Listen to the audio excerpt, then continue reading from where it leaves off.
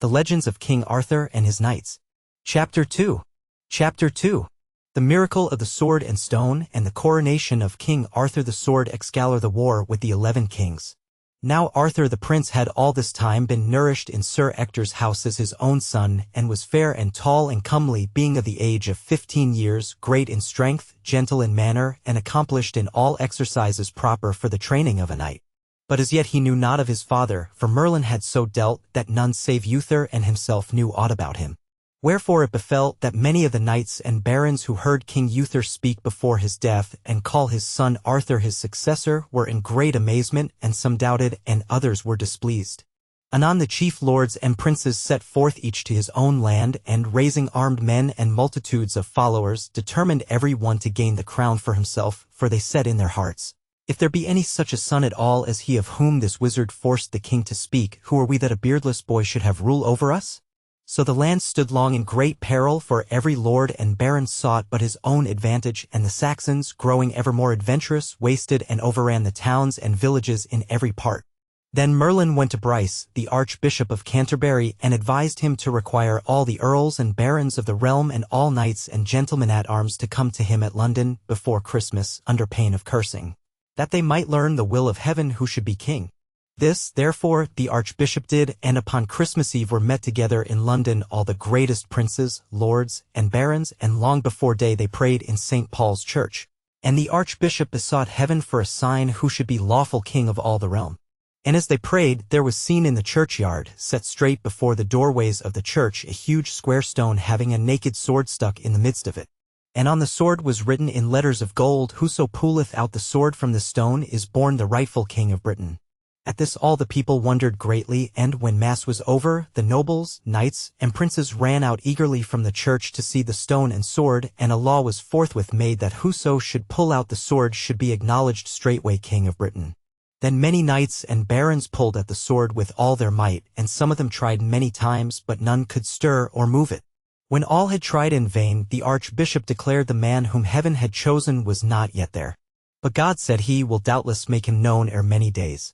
So 10 knights were chosen, being men of high renown, to watch and keep the sword, and there was proclamation made through all the land that whosoever would, had leave and liberty to try and pull it from the stone. But though great multitudes of people came, both gentle and simple, for many days no man could ever move the sword a hair's breadth from its place. Now, at the New Year's Eve a great tournament was to be held in London, which the Archbishop had devised to keep together lords and commons, lest they should grow estranged in the troublous and unsettled times. To the which tournament there came, with many other knights, Sir Ector, Arthur's foster father, who had great possessions near to London, and with him came his son, Sir Kay, but recently made knight, to take his part in the jousting. And young Arthur also to witness all the sports and fighting. But as they rode towards the justs, Sir Kay found suddenly he had no sword, for he had left it at his father's house, and turning to young Arthur, he prayed him to ride back and fetch it for him. "I will with a good will," said Arthur, and rode fast back after the sword. But when he came to the house he found it locked and empty, for all were gone forth to see the tournament. Whereat, being angry and impatient, he said within himself, "I will ride to the churchyard, and take with me the sword that sticketh in the stone, for my brother shall not go without a sword this day." So he rode and came to the churchyard, and alighting from his horse he tied him to the gate, and went to the pavilion, which was pitched near the stone, wherein abode the 10 knights who watched and kept it, but he found no knights there, for all were gone to see the jousting. Then he took the sword by its handle, and lightly and fiercely he pulled it out of the stone, and took his horse and rode until he came to Sir Kay, and delivered him the sword. But as soon as Sir Kay saw it he knew well it was the sword of the stone, and riding swiftly to his father he cried out, "Lo! Here, sir, is the sword of the stone, wherefore it is I who must be king of all this land." When Sir Ector saw the sword, he turned back straight with Arthur and Sir Kay, and came to the churchyard, and there alighting, they went all 3 into the church, and Sir Kay was sworn to tell truly how he came by the sword. Then he confessed it was his brother Arthur who had brought it to him. Whereat Sir Ector, turning to young Arthur, asked him, "How gottest thou the sword?" "Sir," said he, "I will tell you. When I went home to fetch my brother's sword, I found nobody to deliver it to me, for all were abroad to the justs. Yet was I loath to leave my brother swordless, and, bethinking me of this one, I came hither eagerly to fetch it for him, and pulled it out of the stone without any pain. Then said Sir Ector, much amazed and looking steadfastly on Arthur, If this indeed be thus, 'tis thou who shalt be king of all this land, and God will have it so, for none but he who should be rightful lord of Britain might ever draw this sword forth from that stone. But let me now with mine own eyes see thee put back the sword into its place and draw it forth again. That is no mystery, said Arthur, and straightway set it in the stone. And then Sir Ector pulled at it himself, and after him Sir Kay with all his might, but both of them in vain. Then Arthur, reaching forth his hand and grasping at the pommel, pulled it out easily, and at once. Then fell Sir Ector down upon his knees upon the ground before young Arthur, and Sir Kay also with him, and straightway did him homage as their sovereign lord. But Arthur cried aloud, Alas! Mine own dear father and my brother, why kneel ye thus to me? Nay, my lord Arthur, answered then Sir Ector, we are of no blood kinship with thee, and little though I thought how high thy kin might be, yet wast thou never more than foster-child of mine. And then he told him all he knew about his infancy, and how a stranger had delivered him with a great sum of gold into his hands to be brought up and nourished as his own born child, and then had disappeared. But when young Arthur heard of it, he fell upon Sir Ector's neck, and wept, and made great lamentation, for now, said he, I have in one day lost my father, and my mother, and my brother. Sir, said Sir Ector presently, when thou shalt be made king, be good and gracious unto me and mine. If not, said Arthur, I were no true man's son at all, for thou art he in all the world to whom I owe the most, and my good lady and mother, thy wife, hath ever kept and fostered me as though I were her own. So if it be God's will that I be king hereafter, as thou sayest, desire of me whatever thing thou wilt, and I will do it, and God forbid that I should fail thee in it. I will but pray, replied Sir Ector, that thou wilt make my son Sir Kay, thy foster brother, seneschal of all the lands. That shall he be, said Arthur, and never shall another hold that office save thy son, while he and I do live. Anon they left the church and went to the archbishop to tell him that the sword had been achieved. And when he saw the sword in Arthur's hand, he set a day and summoned all the princes, knights, and barons to meet again at St. Paul's church and see the will of heaven signified. So when they came together, the sword was put back in the stone, and all tried, from the greatest to the least, to move it, but there before them all not one could take it out save Arthur only. But then befell a great confusion and dispute, for some cried out it was the will of heaven, and long live King Arthur, but many more were full of wrath and said, What? Would ye give the ancient scepter of this land unto a boy born none know how? And the contention growing greatly, till nothing could be done to pacify their rage, the meeting was at length broken up by the archbishop and adjourned till Candlemas, when all should meet again. But when Candlemas was come, Arthur alone again pulled forth the sword, though more than ever came to win it, and the barons, sorely vexed and angry, put it in delay till Easter. But as he had sped before, so he did at Easter, and the barons yet once more contrived delays till Pentecost. But now the archbishop, fully seeing God's will, called together, by Merlin's counsel, a band of knights and gentlemen at arms, and set them about Arthur to keep him safely till the feast of Pentecost. And when at the feast Arthur still again alone prevailed to move the sword, the people all with one accord cried out, Long live King Arthur! We will have no more delay, nor any other king, for so it is God's will, and we will slay whoso resisteth him and Arthur, and wherewithal they kneeled down all at once, and cried for Arthur's grace and pardon that they had so long delayed him from his crown. Then he full sweetly and majestically pardoned them, and taking in his hand the sword, he offered it upon the high altar of the church.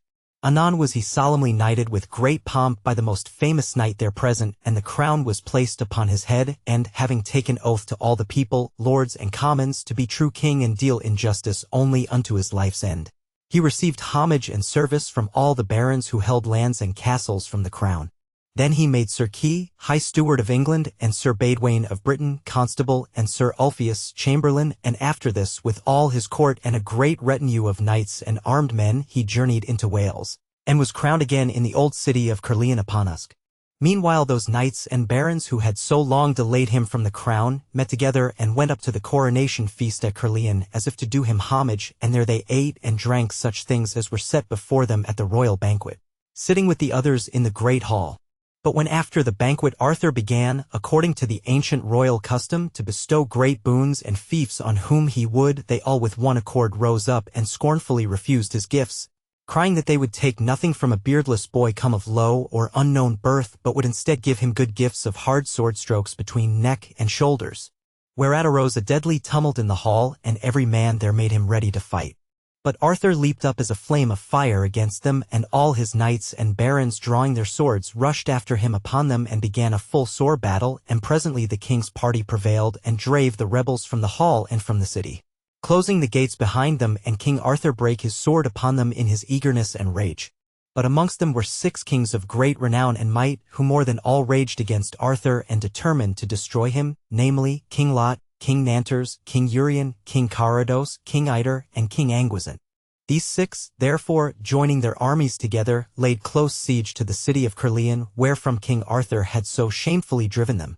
And after 15 days Merlin came suddenly into their camp and asked them what this treason meant.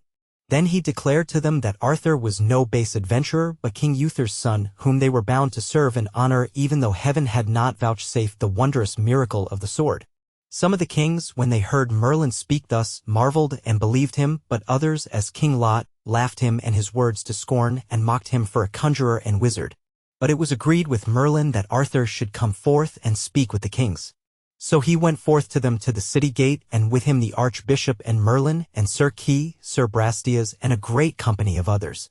And he spared them not in his speech, but spoke to them as king and chieftain, telling them plainly he would make them all bow to him if he lived, unless they choose to do him homage there and then, and so they parted in great wrath, and each side armed in haste.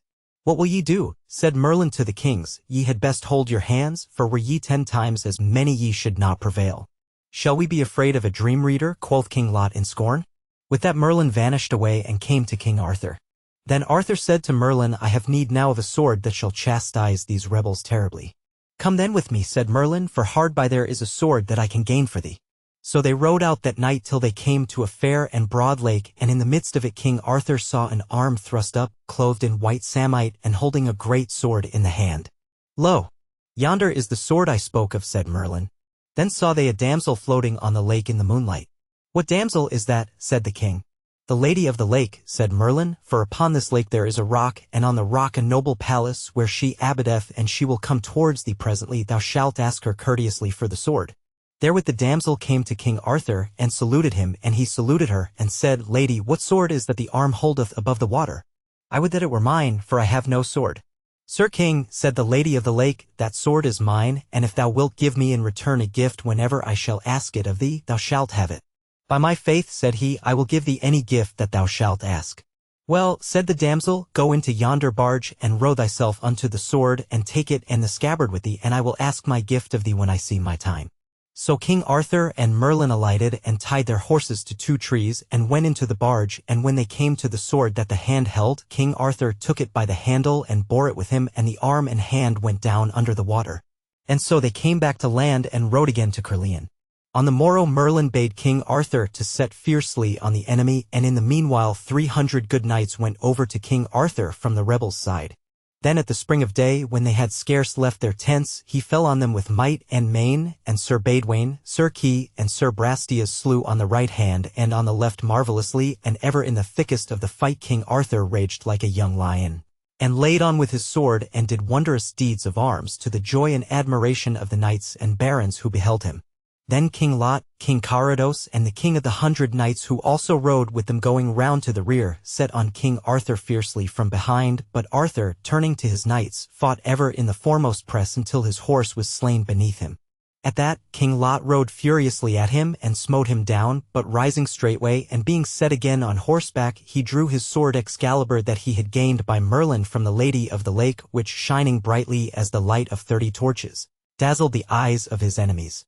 And therewith falling on them afresh with all his knights, he drove them back and slew them in great numbers, and Merlin by his art scattered among them fire and pitchy smoke, so that they broke and fled. Then all the common people of Caerleon, seeing them give way, rose up with one accord, and rushed at them with clubs and staves, and chased them far and wide, and slew many great knights and lords, and the remainder of them fled and were seen no more. Thus won King Arthur his first battle and put his enemies to shame. But the 6 kings, though sorely routed, prepared for a new war, and joining to themselves 5 others swore together that, whether for weal or woe, they would keep steadfast alliance till they had destroyed King Arthur. Then, with a host of 50,000 men-at-arms on horseback and 10,000 foot, they were soon ready, and sent forth their foreriders, and drew from the northern country towards King Arthur to the castle of Bedgraine. But he by Merlin's counsel had sent oversea to King Ban of Benwick and King Bors of Gaul, praying them to come and help him in his wars and promising to help in return against King Claudas, their foe. To which those kings made answer that they would joyfully fulfill his wish, and shortly after came to London with 300 knights well arrayed for both peace and war, leaving behind them a great army on the other side of the sea till they had consulted with King Arthur and his ministers how they might best dispose of it. And Merlin, being asked for his advice and help, agreed to go himself and fetch it oversea to England, which in one night he did, and brought with him 10,000 horsemen and led them northward privately to the forest of Bedgrain, and there lodged them in a valley secretly. Then, by the counsel of Merlin, when they knew which way the 11 kings would ride and sleep, King Arthur with Kings Ban and Bors made themselves ready with their army for the fight, having yet but 30,000 men, counting the 10,000 who had come from Gaul. Now shall ye do my advice, said Merlin. I would that King Ban and King Bors, with all their fellowship of 10,000 men, were led to ambush in this wood ere daylight, and stir not therefrom until the battle hath been long waged. And thou, Lord Arthur, at the spring of day draw forth thine army before the enemy, and dress the battle so that they may at once see all thy host, for they will be the more rash and hardy when they see you have but 20,000 men. To this the 3 knights and the barons heartily consented, and it was done as Merlin had devised. So on the morrow when the hosts beheld each other, the host of the north was greatly cheered to find so few led out against them. Then gave King Arthur the command to Sir Ulfius and Sir Brastias to take 3,000 men-at-arms and to open battle. They therefore, setting fiercely on the enemy, slew them on the right hand and the left till it was wonderful to see their slaughter. When the 11 kings beheld so small a band doing such mighty deeds of arms, they were ashamed and charged them fiercely in return. Then was Sir Ulfius' horse slain under him, but he fought well and marvellously on foot against Duke Eustace and King Clarence, who set upon him grievously, till Sir Brastias, seeing his great peril, pricked towards them swiftly, and so smote the Duke through with his spear that horse and man fell down and rolled over. Whereat King Clarence turned upon Sir Brastias, and rushing furiously together they each unhorsed the other, and fell both to the ground, and there lay a long time stunned, their horses' knees being cut to the bone. Then came Sir Kay the seneschal with 6 companions, and did wondrous well, till the 11 kings went out against them, and overthrew Sir Griflet and Sir Lucas the butler. And when Sir Kay saw Sir Griflet unhorsed and on foot, he rode against King Nanters hotly, and smote him down, and led his horse to Griflet, and horsed him again. With the same spear did Sir Kay smite down King Lot, and wounded him full sore. But seeing that, the King of the 100 Knights rushed at Sir Kay, and overthrew him in return, and took his horse, and gave it to King Lot. And when Sir Griflet saw Sir Kay's mischance, he set his spear in rest, and riding at a mighty man-at-arms, he cast him down headlong, and caught his horse, and led it straightway to Sir Kay. By now the battle was growing perilous and hard, and both sides fought with rage and fury. And Sir Ulfius and Sir Brastias were both afoot and in great danger of their death, and foully stained and trampled under horses' feet. Then King Arthur, putting spurs to his horse, rushed forward like a lion into the midst of all the melee, and singling out King Cradlemont of North Wales, smote him through the left side and overthrew him. And taking his horse by the rein, he brought it to Sir Ulfius in haste, and said, Take this horse, mine old friend, for thou hast great need of one, and charge by side of me. And even as he spoke he saw Sir Ector, Sir Kay's father, smitten to the earth by the King of the 100 Knights, and his horse taken to King Cradlemont. But when King Arthur saw him ride upon Sir Ector's horse, his wrath was very great, and with his sword he smote King Cradlemont upon the helm, and shore off the 4th part thereof and of the shield, and drave the sword onward to the horse's neck, and slew the horse, and hurled the king upon the ground. And now the battle waxed so great and furious that all the noise and sound thereof rang out by water and by wood, so that Kings Ban and Bors, with all their knights and men-at-arms in ambush, hearing the tumult and the cries, trembled and shook for eagerness, and scarce could stay in secret, but made them ready for the fray, and dressed their shields and harness.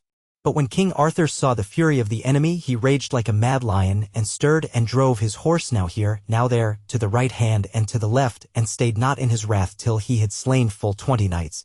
He wounded also King Lot so sorely in the shoulder that he left the field, and in great pain and dolour cried out to the other kings, Do ye as I devise, or we shall be destroyed. I, with the King of the 100 Knights, King Anguizant, King Ider, and the Duke of Cambenet, will take 15,000 men and make a circuit, meanwhile that ye do hold the battle with 12,000. Then coming suddenly we will fall fiercely on them from behind and put them to the rout, but else shall we never stand against them. So Lot and 4 kings departed with their party to one side, and the 6 other kings dressed their ranks against King Arthur and fought long and stoutly. But now Kings Ban and Bors, with all their army fresh and eager, broke from their ambush and met face to face the 5 kings and their host as they came round behind, and then began a frantic struggle with breaking of spears and clashing of swords and slaying of men and horses. Anon King Lot, being in the midst, King Bors cried out in great dismay, Our Lady, now defend us from our death and fearful wounds. Our peril groweth great, for yonder cometh one of the worshipfullest kings and best knights in all the world. Who is he? Said the king of the 100 knights. It is King Bors of Gaul, replied King Lot, and much I marvel how he may have come with all his host into this land without our knowledge. Aha, cried King Carados, I will encounter with this king if ye will rescue me when there is need. Ride on, said they. So King Carados and all his host rode softly till they came within a bowshot of King Bors, and then both hosts, spurring their horses to their greatest swiftness, rushed at each other. And King Bors encountered in the onset with a knight, and struck him through with a spear, so that he fell dead upon the earth. Then drawing his sword, he did such mighty feats of arms that all who saw him gazed with wonder.